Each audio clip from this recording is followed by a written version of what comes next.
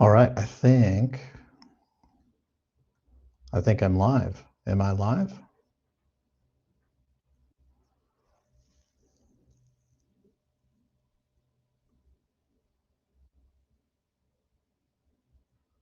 Yeah, I'm live. Cool. What's going on? I'm confused. Okay, I guess I'm live. I don't know if I'm live. Nobody's here. Okay, well, I don't know. How do I know if someone's here or not here?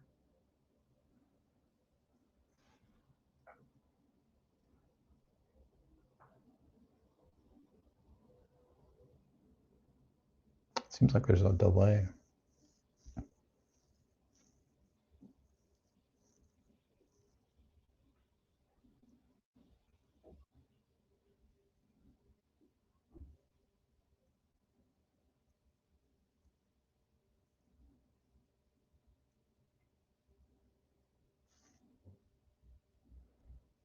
Hmm.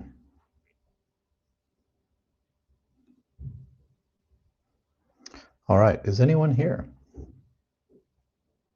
How do I see who's here?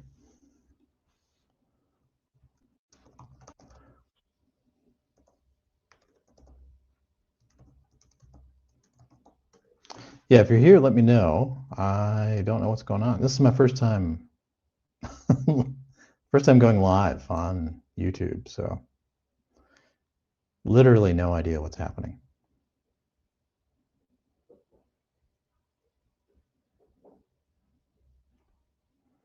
Okay.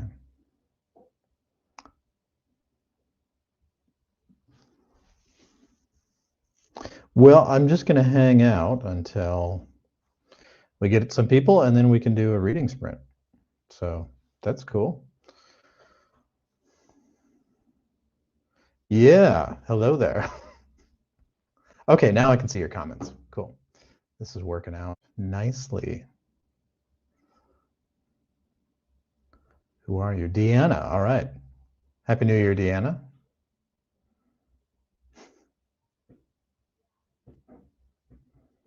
Can you let me know if you can hear me?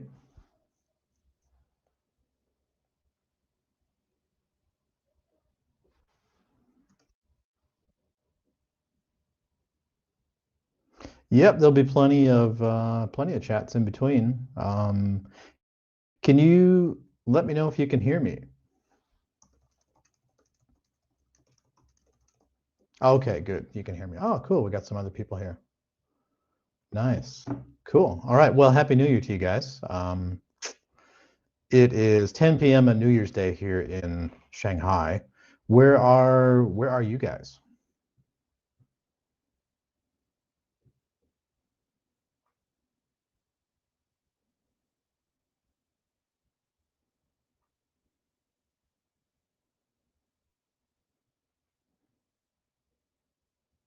So we've got Heidi here. We've got Deanna. We've got Williams Library.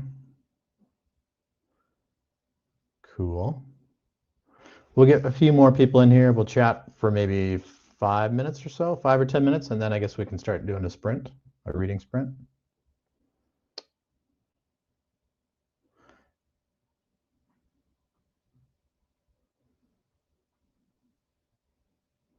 Can you let us know where you are? Can you guys?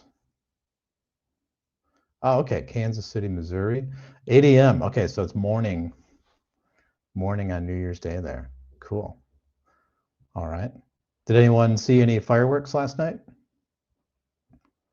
Ah, William, you're in Indonesia. Okay, cool. Is Indonesia the same time zone as China? I wasn't aware of that.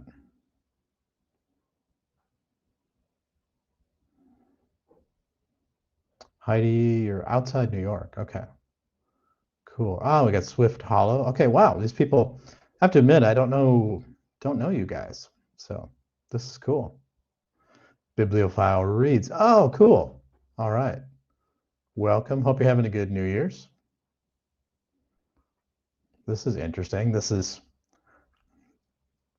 8 more people than I thought would be here. I thought I would be all alone. So fireworks and gunfire. Oh my God. Wow. I hope that was festive gunfire. Is that normal, Deanna? Is gunfire normal?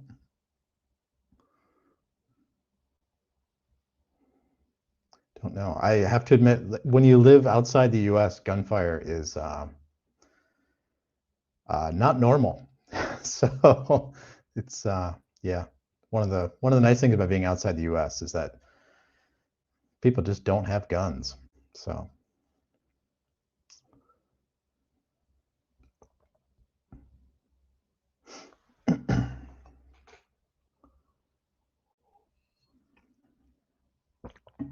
all right, I think we'll wait maybe another 5 minutes or so, and then we can start doing a sprint. What are you guys going to be reading? I'm going to read, I just started reading The Lathe of Heaven by Ursula K. Le Guin. This is my second Ursula K. Le Guin science fiction. Oh, you're reading Roadside Picnic. Oh, that's right. Yeah, you're in the Patreon too. Cool. With my eyes, usually a chapter a night. But as you know, the book only has 3 chapters. Yeah, so it's only got 3 chapters. So which chapter are you in, Heidi?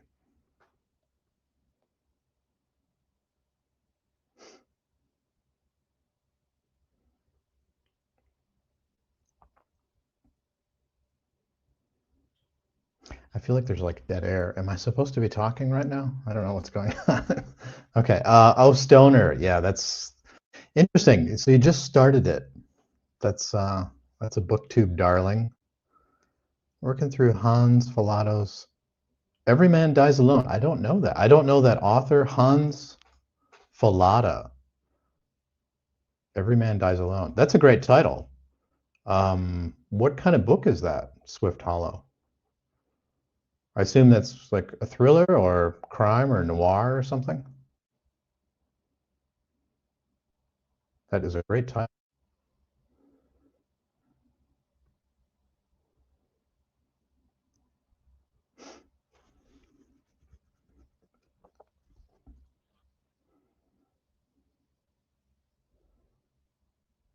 Reading collection stories. Indian author R.K. Narayan. His full name is, yeah, Indian names are really long.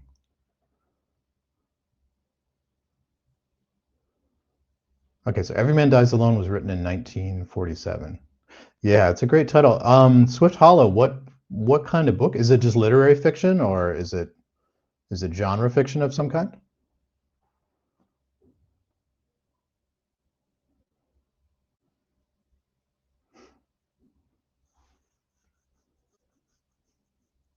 Thriller. Okay, yeah, great. That's a great title.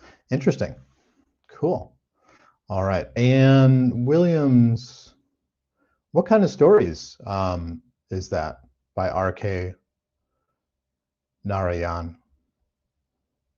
Again, is that literary fiction or is it genre fiction?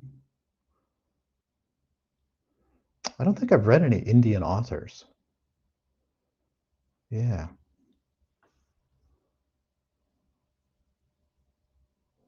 Okay, Heidi, you're almost done with Noonan. Also listening to Lord Foul's Bane by Stephen Donaldson. Oh, that's a pretty interesting book. I've never read that, but I've heard a lot about it. It's really unique. I'm really enjoying it. Cool. All right. I have The Real Story by Stephen Donaldson on my Kindle. I'm hoping to get to that this year. Swift Hollow, historical thriller. Okay. Author was a madman, spent time in a Nazi insane asylum. Wow. That right there would be a story. Interesting. Very interesting. All right. How many? Oh, it looks like we lost a couple people. We got 7 people now. Cool. I have to say, I'm really surprised. This is more people than I thought. Williams says, story set in the fictional Indian town of I don't know how to say this, Malgudi? Slice of life stories. Okay, cool. Interesting. I'll have to make a note of that. I don't think I've read, I must have read some Indian authors like in a world lit class, but I don't think I've read any. Yeah, I don't think I've read any Indian authors. I should be a bit ashamed of that, I guess. So, oh, am I supposed to click on these? Oh, there we go. Okay, that's how that works. All right. Well, we're all learning something here today. Okay, so I'm going to click on some of your comments so that everyone can see it and I don't sound so crazy. Okay, so there's Williams Library. Um, where was Bibliophile Reads? Okay, so Bibliophile Reads, you're reading Stoner. That's an interesting book. How are you liking that so far?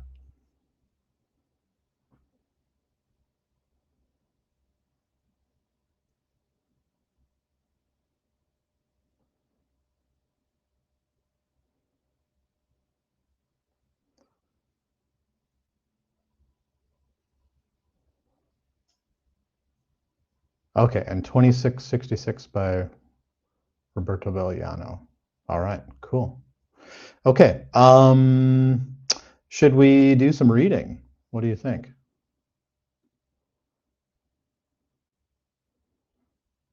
Give me a thumbs up emoji if you think it's time to read. I do this with my students at school, so you can be like my fourth graders. Okay, we got a yes from Swift Hollow. All right, so that's good because that means I can stop talking. So we'll do a 20-minute sprint. And I have a timer set up. Hopefully this is going to work. Da, da, da, da. Yeah, there we go.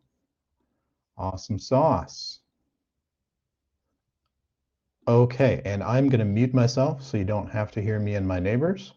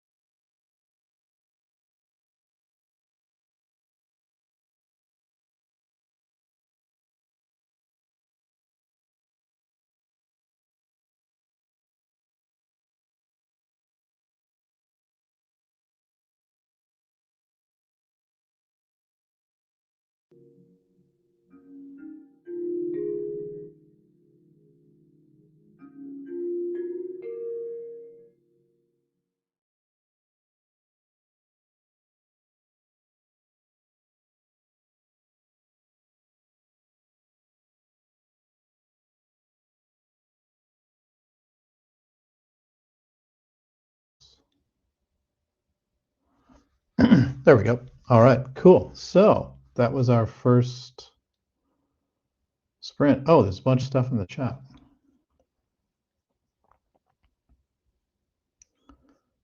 What have we got here? Okay, I'm going to back up and see what people were talking about here. So happy reading more sci-fi this year. Yeah, I'm reading a lot of science fiction this year. Oh, the Hainish Cycle. I read The Dispossessed, which is part of that, which was a good book. It was really interesting. I need to read more. Tchaikovsky's Final Architecture. I don't know that one.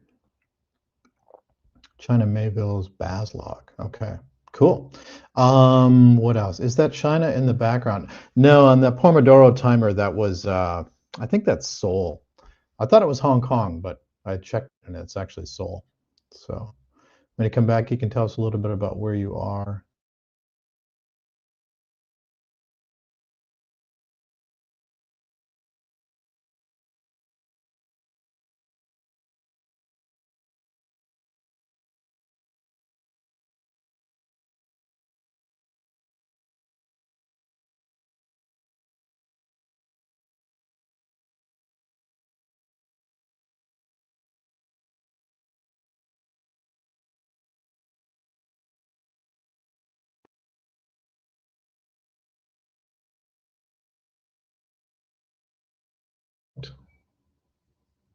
Okay, now my mic is not unplugged.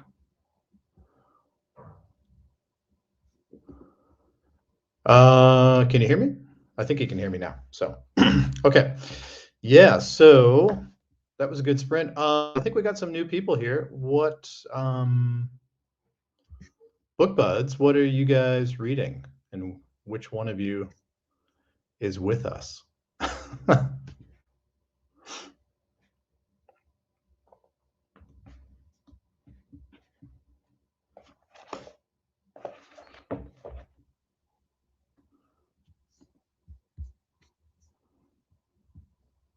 Okay, I don't know what's going on. So I don't know. I've never done this before. Am I supposed to just like talk to you guys for 10 minutes, or does anyone want to ask questions? Is there anything that's been happening? Anyone do anything crazy or anything cool for New Year's? I didn't do anything for New Year's this year. Joe here. Ever Found by Neil Shusterman. I don't know. I don't know that. What kind of book is that? Is that literary fiction? Is that a genre fiction book? I feel like I should know that name, Neil Shusterman. How do I know that name? Neil Shusterman. I don't know anything. What was I talking about? New Year's. So did you guys do anything for New Year's? Because I didn't do anything. This is the first year. I think I'm officially getting old because this is the first year I just could not be bothered to go out for New Year's Eve. I live in Shanghai, and New Year's is absolutely massive in Shanghai, and it just gets so crowded everywhere that it's just, to me, that's just not fun. I can handle crowds if it's like a concert or a festival or something like that, but if it's just like crowded everywhere, I don't like that. So what did you guys do? I read New Year's Eve and fell asleep early. Way to go. I did something similar. I stayed up late, but I was just home reading and listening to music, called some friends.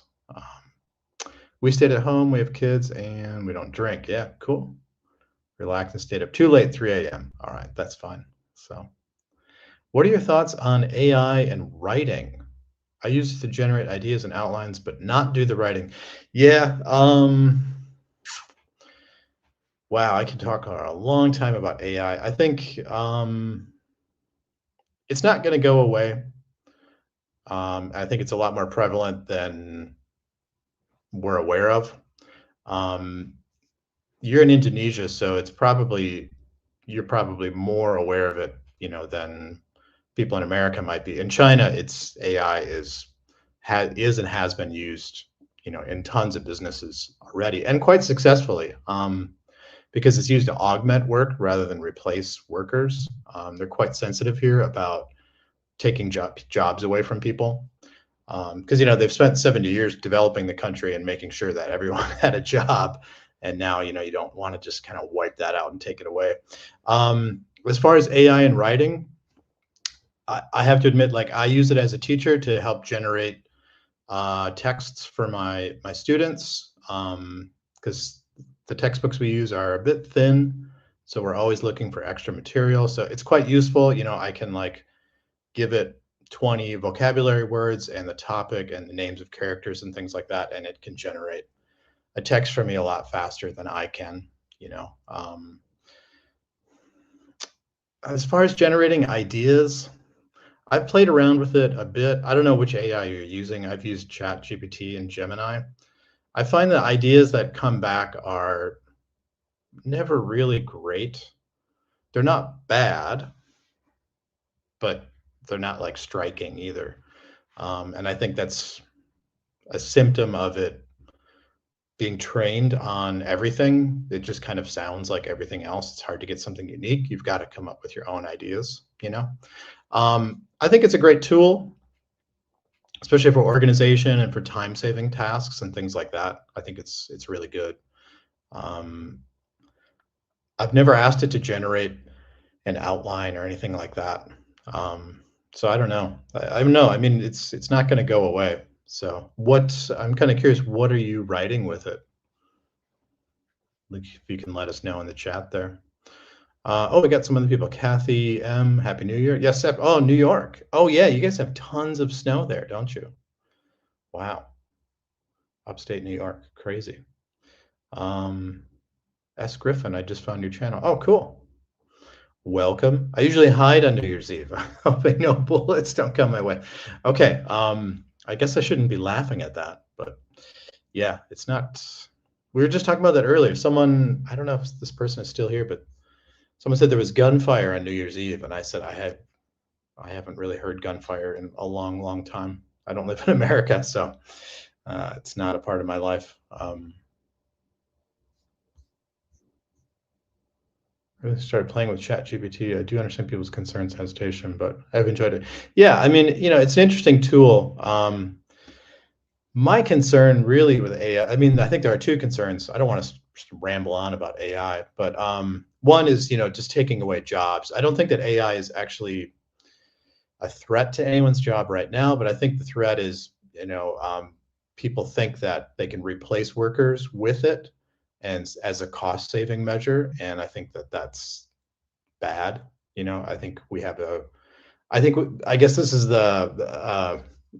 my political leanings, but I think we do have a duty to each other as people to, ensure that we have some basic work and things like that, and to just take it away from people, I think is a pretty crap thing to do. The other concern too is just the environmental impact, that these data centers, all the heat that they generate and all the water that they need to use. This is a huge problem. I mean, if we thought fracking was really bad, which everyone just tried to kind of like brush under the carpet and pretend wasn't really a problem, but it's a huge problem, especially in places like North Dakota. These data centers are going to make that look like child's play. So that's something that's really got to get solved. I think the energy part of it, and the heat and the cooling and all that kind of stuff. So anyways, enough rambling about that. I toy around with potential stories. It helps connect the dots with a list of things you want in the book. Yeah, I mean, I could see that. And I could see, especially like an organizational tool. I don't know if you've ever used Scrivener. I used Scrivener when I was a student, and I had to write pretty big research papers. It was a good way to organize. So it'd be interesting to get an AI tool like that that's built for that. And there might be something out there already. I really don't know. So yeah, a lot of people say they use it for brainstorming. I've tried to use it for brainstorming, and I've never really liked the ideas that it's given me. I find that they're just really kind of run of the mill. So, but I think it depends what you're brainstorming and all that kind of stuff. So, like I said, I do use it with my work when we have to generate texts and vocab lists with students. It's really good. I use it a lot. 'Cause I'm terrible with Excel, so it helps me a lot with Excel, and I've learned a lot actually. So I don't know. There are definitely some good sides to it, but I think there's a lot of things that we need to get sorted out. But I will tell you from this part of the world, and I guess Williams, you're in Indonesia too. Like AI, like China is all in on AI, um, and it's interesting because it's government sanctioned, and it's kind of like the government is telling the private sector, which it normally doesn't do. Here, the private sector and the government are actually very much separated from each other, and anytime there's overlap, there's kind of like trouble. But now the government is telling the private sector, like, we must get AI going. We must have this because they want to avoid problems that are happening in Japan and will happen in Korea very soon with an aging population and a low birth rate. So there's going to have to be a lot of like work that needs to be done for an older population. So, um, okay, this is going to turn into a big ramble. I'll take one more question. How long have I lived abroad? I first moved abroad in 2007, and I have worked abroad ever since then. I do go home every year to visit family, aside from a couple of years during COVID when I couldn't travel, and then it was just too expensive to travel. But I do go home every year, so I haven't completely given up on the U.S.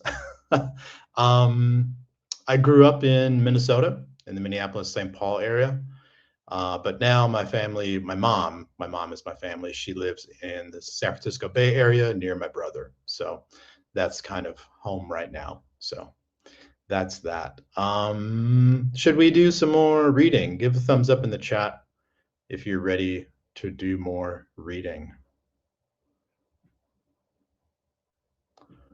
Private sector is not allowed to own land. Instead of land ownership, there is permission to use documents. Yeah, I don't know. I don't want to get into a big China debate here. So, yeah, let's do some reading. Let's do some reading, okay? Is 20 minutes good? What do we think about 20 minutes? Is that too long, too short?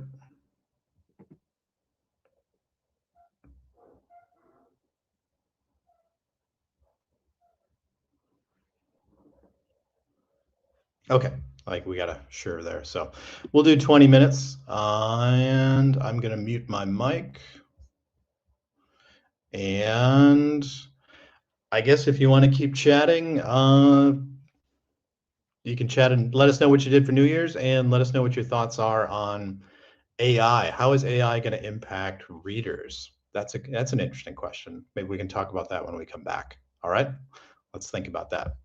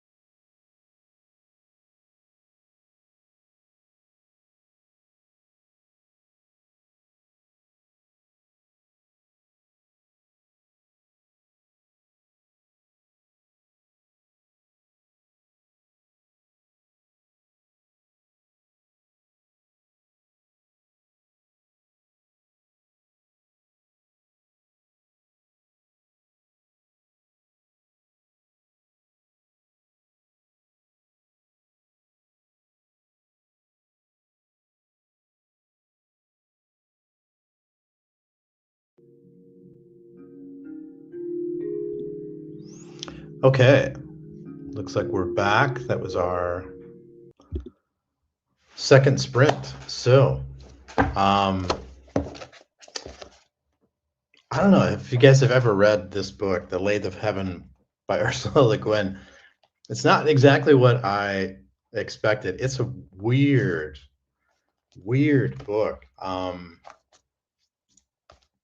don't know what's going on in this book. It's about a guy whose dreams, basically his dreams become true, or he's able to alter things in reality so effectively that no one else knows that he's altered them in his dreams. It's really, really weird. So far, it's this like a lot of back and forth between with him and a sleep researcher slash psychologist, and so it's really, really interesting. I don't think it's part of the Hainish cycle. I think it's I don't think it is. It's a standalone book, I think.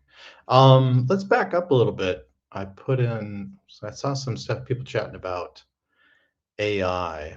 I think AI can generate what people want for stories. If it's wish fulfillment, you get it, but it's just bland. The emotional human touch is absent, and unique author quirks are missing. Yeah, I totally agree, and that's what I've kind of noticed with it. Like I said, I haven't gone too far with it. I don't know. Do you want AI to write a book for you? Do we want AI to make music for us, to make paintings and artwork? Don't we want AI to do things like vacuum our homes and do the dishes and change the oil and cut the lawn, and then you have more time to write your book, right? So that's the way I look at it.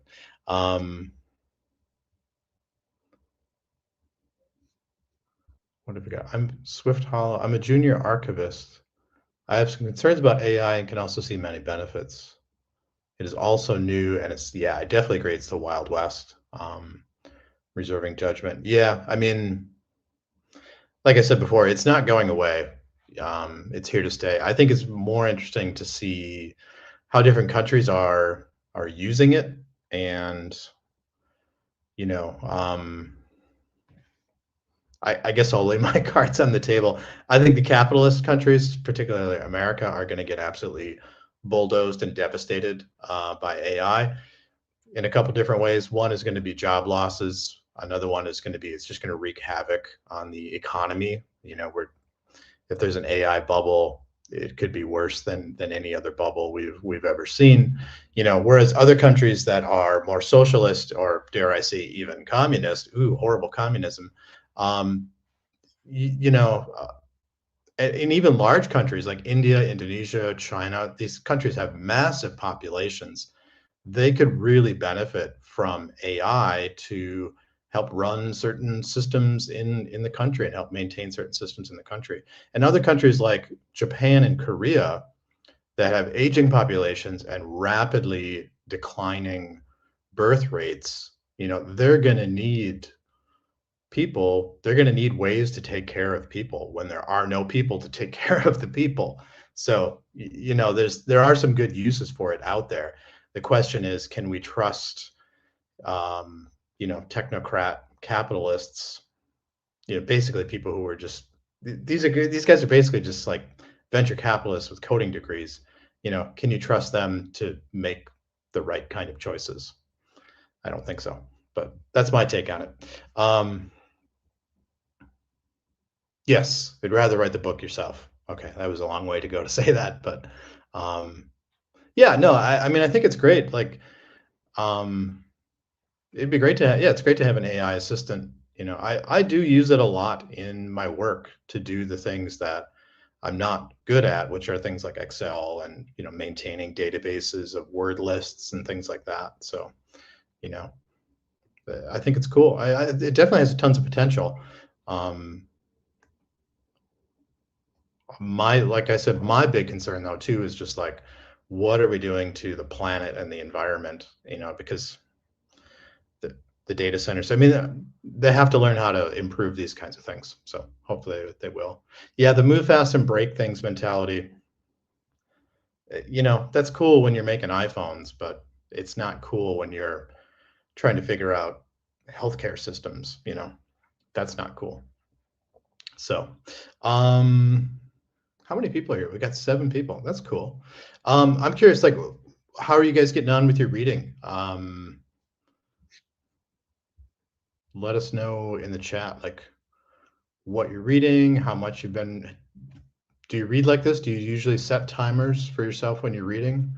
I've never really done this before, so this is kind of an interesting, like, interval reading. It's like training yourself to read, so it's kind of cool.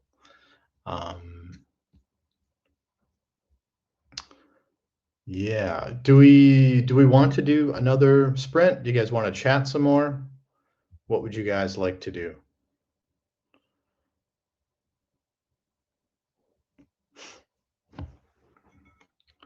It's 11 p.m. for me. I assume it's kind of mid-morning for most of you guys. I'm almost halfway. These YouTube sprints help me a lot. Oh, that's good. Good. I'm glad you like it. Yeah. I joined my first sprint a couple of days ago with Criminali. He did a sprint. I think it was Christmas Day. He did a sprint, and I was home and it was very cold and I didn't want to go outside, and I was reading, and I saw that that I took a break from reading and saw on YouTube that he was going live, and I joined it, and I actually saw what it was like, and I thought, oh, that's cool. I think I'll do that too on New Year's Day. So here we are.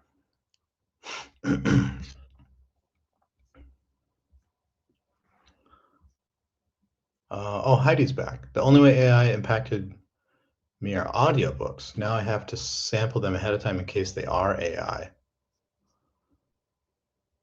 I know people in the world use it in emails to deal with problems. Yeah, definitely. Robert McCammon, Usher's passing. I'm loving it. Interesting. I read a lot of Robert McCammon when I was a teenager, because I read Stephen King and I liked a lot of horror and Clive Barker, and I got into Robert McCammon then. What did I read? I read quite a few things.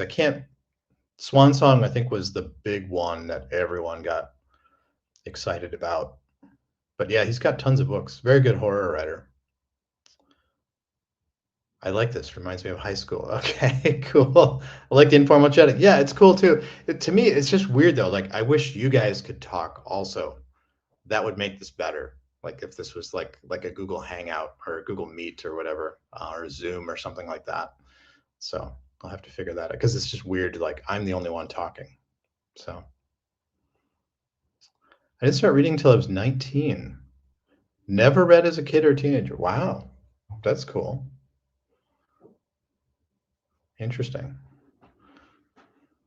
I'm curious. So how old are you now, bibliophile?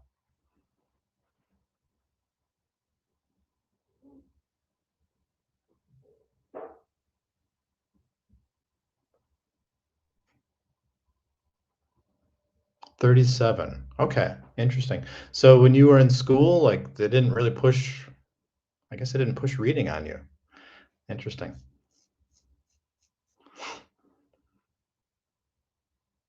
Book Mad Brian. Oh, hello. Cool. Reading sprints are great. All right, I'm glad you enjoy that. Welcome, Book Mad Brian. We're kind of talking about a bunch of different stuff. We've just taken a break here. We've been talking about AI and writing, talking about the reading blog. Oh, let's talk about that. So yeah, Bibliophile Reads shared that he didn't get into reading until he was 19. So I'm curious, when did you guys like really get into reading? Not just as a kid, but like, you know, did you get into reading when you were a teenager? Was it in college? When did you feel like you became a reader, like to the point where like you were on your own seeking out books on your own? For me, I think it was pretty young. Like, I can remember even in like by grade 3 or grade 4, I was choosing my own books from the school library in addition to what we read, and I've just always been reading. So how old were you guys when you really got like serious about reading? I'm curious to know.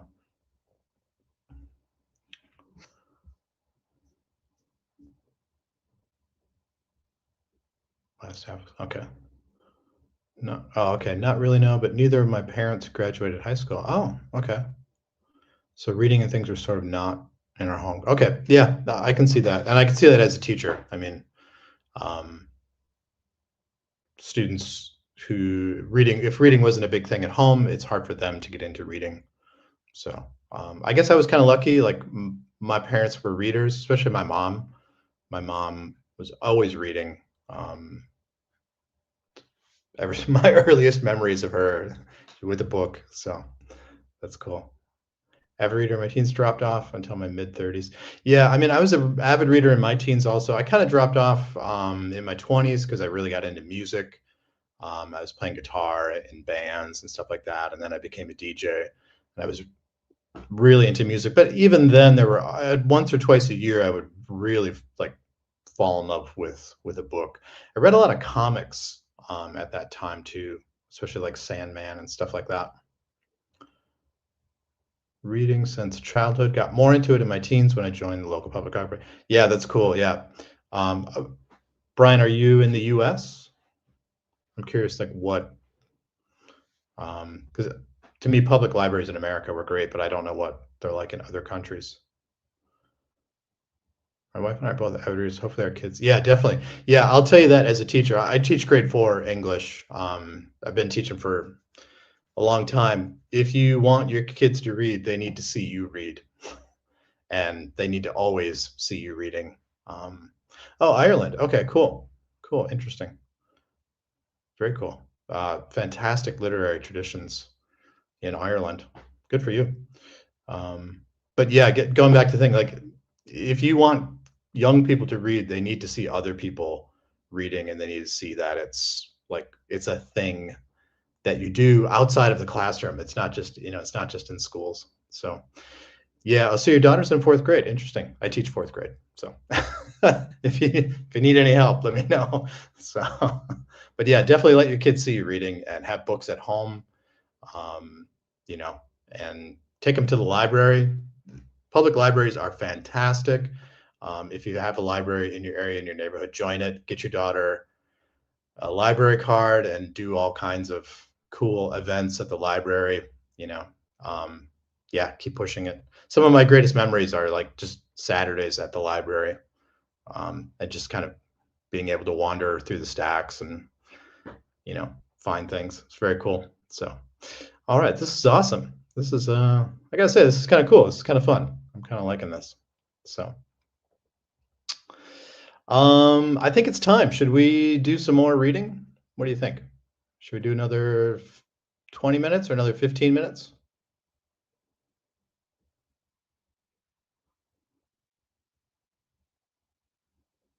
Good. Yeah, good that you're active with the library. What do you think? Give us thumbs up if you want to do another reading sprint, or if you want to keep chatting, that's fine too.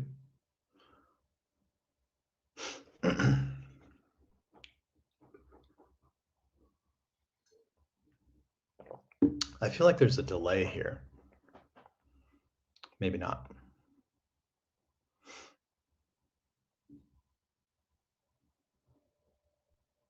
And then there's the dead air when I'm not talking. Okay. Okay, we got thumbs up from Swift Hollow. Anybody else thumbs up for reading? Or do you want to keep chatting? Need to get some coffee. Be right back. Okay, well let's talk for maybe 2 or 3 minutes. We'll let Griffin come back, and then when Griffin's back, we'll do a reading. So, well, these things are for you guys too. So not just for me. If I wanted to just read, I would just sit in my chair and read. So I would sit in that chair back there, which is more comfortable. So, okay, well, I'll tell you what. Let's wait for Griffin to come back. Oh, Heidi's back. Okay. It was a bookworm as a team, but it was not until I discovered fantasy books with all the adaptations of The Witcher, Game of Thrones. That's cool. That's interesting. That's really cool, and I think that that's cool because a lot of people like kind of poo-poo or put down adaptations. I am actually a big fan of it, and I say that as a teacher for young kids, like when they find out that there's a book for a movie that they like, they're like, "Whoa!" They get so into it. Not saying that you're like a kid, but it's great when people make those kinds of links and connections. I think that's fantastic. There's absolutely nothing wrong with that at all. That's really cool. Okay, Griffin says, "Don't wait for me." So let's do this. We'll do another 20 minutes. If you want to keep chatting, I'll put something in the chat. So if you want to keep chatting, maybe why don't you share some of your first memories of reading? How about that? And it doesn't have to be as a kid; it could be as an adult too, or an adult. Okay. All right. Let's bring the timer back. Get the tab. Okay, time to read. I'm going to mute my mic and get back to the strange world of The Lathe of Heaven.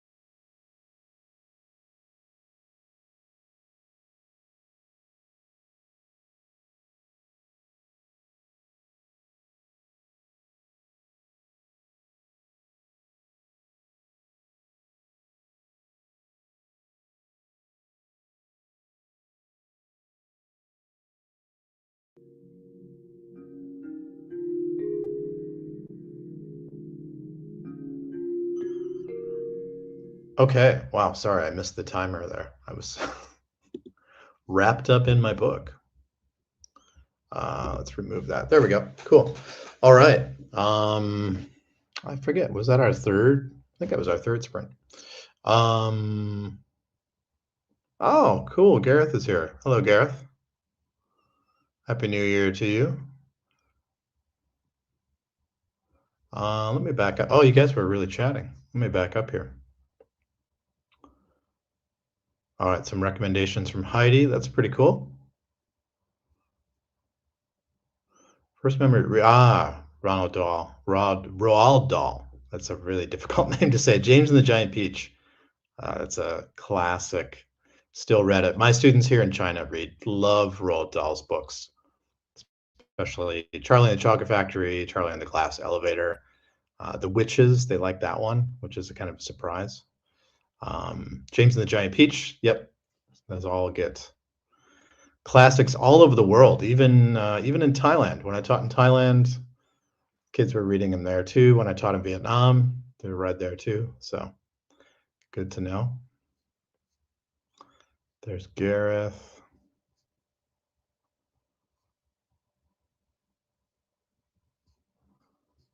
Cool.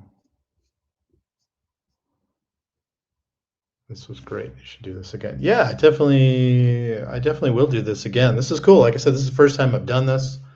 I didn't think anybody was going to show up, so this is pretty cool. It was an interesting experiment to see if it would work, and I think it has. So, yeah. How many people? We have 11 people now. Wow, that is 10 more than I thought would come. I guess I thought it would just be me here. So that's pretty cool. Yeah, what's going on? So this book is just weird. I don't know if anyone has read this, The Lathe of Heaven. I still can't quite figure out what's going on.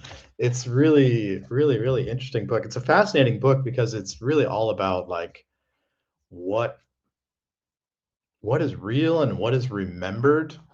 I think is what is kind of what it's getting at. It's pretty interesting. Yeah, no, it's okay. No need to apologize, Brian. I'm curious, Brian, what are you reading right now? Because you always comment on excuse me, you always comment on the really interesting videos. So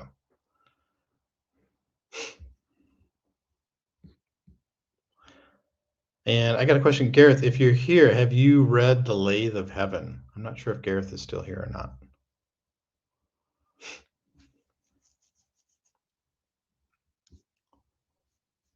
Paul Auster, Invention of Solitude. Okay, wow. Cool. I don't think I've read any Paul Auster, although I know who he is. I'm aware of him, but that's cool. How are you liking it? Let us know if it's pretty good. I assume it is. I know he's a highly acclaimed author. So, yeah, interesting. So we've got people from all over. We got people from Ireland, people from the UK, Indonesia. I'm in China. People, different parts of the US. So this is pretty cool. Never thought I would be doing something like this. New York Trilogy is the place to start. Okay, yeah, I know that one is probably one of his most famous works. So interesting.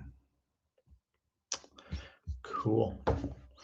I'm kind of running out of steam here.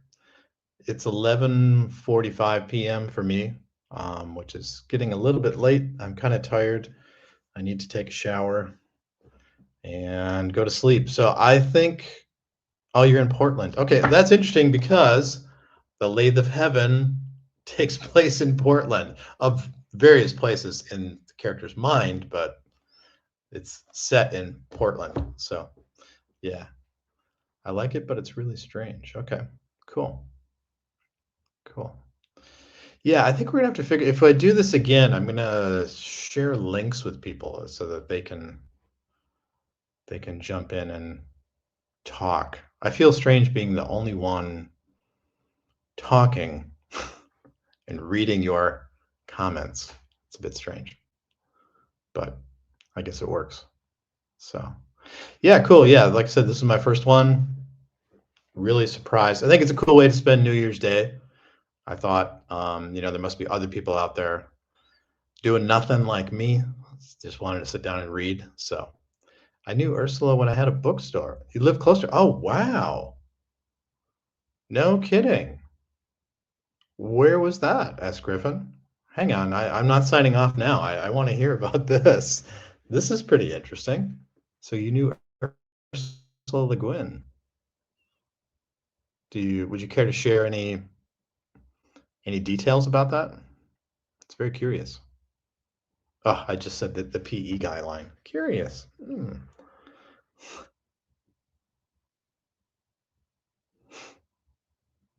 Yeah, I'd say that is very rad. That's very, very cool.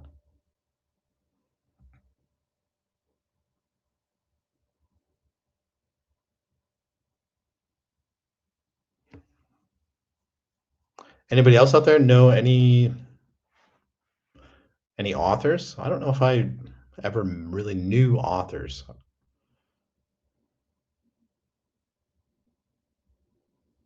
Shop on Northwest 23rd. So, okay, so in Portland. She and her husband were very kind. All right, cool. She does seem like she would have been a very kind and interesting person. There's a famous, I don't think I've ever read it directly, but I think it gets recycled and passed around the internet about her daily writing routine. And the thing I remember the most is like after dinner, she stops writing and she will not say what she does. like up until like 8 p.m., she had this like pretty tight schedule to be very productive and very creative. And then they have dinner, and I think they have dinner and then a drink, and then no more record keeping of what goes on. So not that I don't think she was a wild, crazy person, but I could imagine that she had an interesting and entertaining life. So that's cool. Very interesting. I've never been to Portland. Yeah, I've always wanted to go to Portland, but Portland kind of scares me now. What's going on in Portland? So seems like a very tribal kind of place. All the writers we have in Ireland, and I've never bumped into one. Yeah, no, same thing. I mean, like I grew up in a literary city, Minneapolis and St. Paul. F. Scott Fitzgerald was there. Coffee House Press is there. Tons of poets and lots of like great literature colleges and good writing colleges. I don't think I ever bumped into, or at least never knowingly bumped into a writer. I took a lot of writing classes from writers trying to publish and trying to be writers, and their trade was teaching writing. So, yeah, but I don't think I've ever met famous writers. I mean, a few times I would go to like readings, but nothing like really noteworthy. So, yeah. Moved in musical circles. Yeah, same here. Same here. In the 90s, I met a lot of people that I look back now, and or sometimes I tell people now, like I saw this band, I saw that band, I met these guys behind the bar, this, that, and the other. You're like, oh my God, wow. And like at the time, it was just like a thing, especially like there was a time in an era where bands and musicians were just much more accessible because they were out touring and trying to get their music heard. It was pre-internet, that kind of thing. So very different times. Robert Munch and Eric Wilson as a kid, both Canadian children. Oh, interesting. Cool. I have met Kate DiCamillo. She taught some classes at a college that I went to. She's a pretty famous children's author, and we actually read one of her books now at my school here in China. So I like to impress my students by saying I've met Kate DiCamillo, and they're always like, "Oh my God, wow!" So kind of cool. Alex at Frank Fiction did a video tour. Oh, okay, interesting. I don't know Frank Fiction. I'll have to check that out.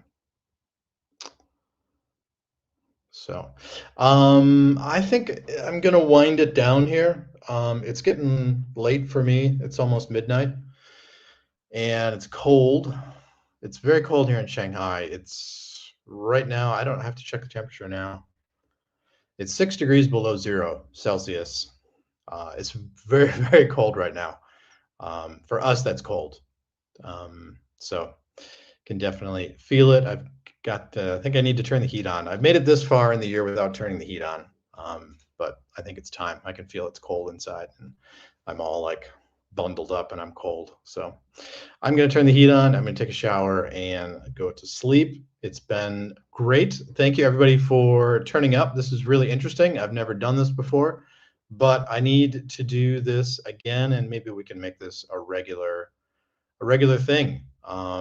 So yeah, once again, thanks very much. And I'm going to sign off and see you guys around, see you in the comments. I'll see some of your guys' channels and videos too. So thank you very much and Happy New Year to everyone as well too. So I'll talk to you again soon. Is it ended? How do I end? Oh my gosh, end. Okay.